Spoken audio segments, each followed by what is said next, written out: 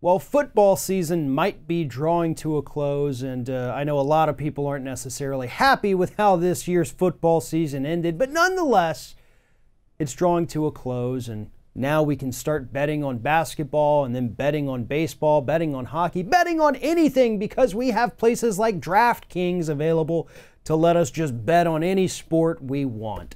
But recently, DraftKings actually held this national championship of betting where people who wanted to enter had to pay $10,000. And according to a new lawsuit brought by some of the people who participated in this national championship of betting, DraftKings wasn't clear about the rules and essentially, if I'm reading this correctly, wanted to almost kind of rig it to where people couldn't necessarily qualify for their $1 million grand prize. Joining me now to help add a little bit of clarity to this story is Scott Hardy from TopClassActions.com. Scott, lay this DraftKings story out for us. Their national championship of betting. Weird thing if you ask me, but you know, people are into things, whatever. But they weren't exactly on the level with the people who paid $10,000 to partake in this, were they?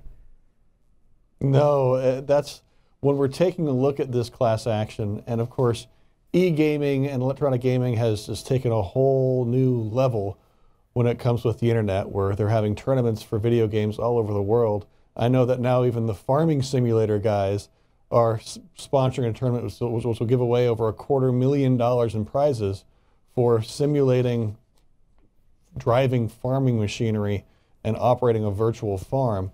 So it makes sense that if you can get paid for winning a virtual farm challenge, that the DraftKings and the millions and the hundreds of millions of dollars that they bring every year, that they would go ahead and sponsor a tournament.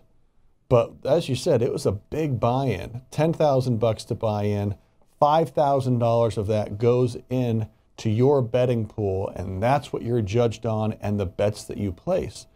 And DraftKings has come out and said, listen, you know, we didn't have actual physical judges in place to say that bet A is better than bet B.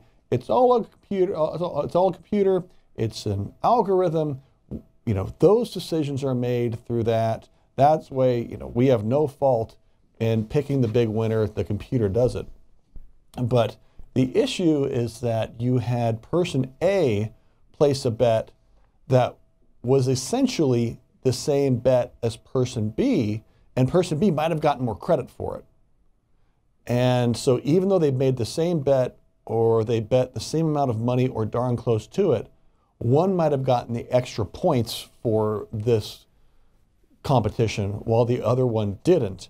And because there were no actual published rules of if you bet this amount and you win, you get X number of points, because everything was arbitrarily based on rules that DraftKings made up and didn't actually show the participants, that's where this class action comes into play. Is if I'm going to be in a competition and I want to know how to win it, but if I'm just giving you $10,000 and making my bets, but I don't even know how to actually win it, that seems awfully unfair. You know, it almost reminds me of, you know, they wanted to do this big grand thing. They weren't exactly sure how to execute it, so they make this algorithm, and the algorithm essentially acts like a group of elementary school children playing kickball. You know, if I kick it this far over that way, then I automatically just get to run to second base, and then I go to third and then home, and I win. I skip first. But if you kick it over there, you have to run to first base twice in order to even make up for it. You know, there's no real clear set of rules, kind of making it up as they go. And it ultimately hindered the people's ability to understand and make bets in order to win the game here, the competition, the championship that they were having. And in addition to this algorithm, putting more weight on one person's bet versus another, even though they made the exact same bet, also some bets weren't even counted. Some bets didn't even go towards it. They were disqualified. And the people had no way of knowing whether or not a bet they were placing was even going to count towards whatever point system was in place here. And this is pretty significant considering you had to pay $10,000 just to participate. You would think with that kind of buy-in, you would at least be given some kind of pamphlet that says, hey, here's how to play, instead of just, all right, go make your bets. Good luck. We don't even know how it's going to turn out, which seems to be the case with this DraftKings championship. Exactly. I mean, you only have $5,000 to play with here, and that's what's going to last you through the entire tournament, and you need to make a whole lot of money off of that. So it's frankly insulting as a player if I'm making bets and I think I'm following the rules, and then I just threw away my money in a bet that doesn't even count, win or lose or not.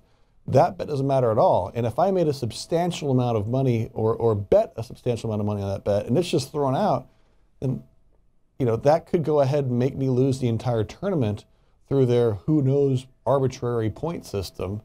And I'm just out. At least I put in that $10,000 fee, and now what?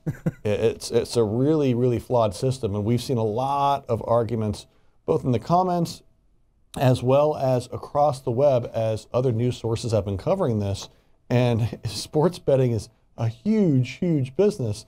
And the folks that are making these sports bet are very engaged. So, they're not going to give up easily, and they're not going to be quiet if they think that they were potentially screwed out of their money and their potential to win $1 million. Right, and over the last few years, these groups like DraftKings and some of the other ones, they have taken off, crazy. They make tons of money. They have tons of users. They've also, several times over the last few years, kind of been the target of different lawsuits for not always being on the up and up. So if you're the kind of person that does enjoy this kind of betting, you like the competition of it, you enjoy it, by all means continue to do it. Just make sure that whatever you do, you're reading the rules, you're reading the terms of use, you're understanding what you're getting into, because, these companies, they don't always know what they're doing, but they do know that at the end of the day, their biggest goal is to turn a profit, not to protect the users. If you need more information about this particular case, you can check out the link in the description of this video. Head on over to topclassactions.com and sign up for their newsletter where you can get all of the information to help protect you as a consumer. Scott Hardy with topclassactions.com. Thank you very much for talking with us today.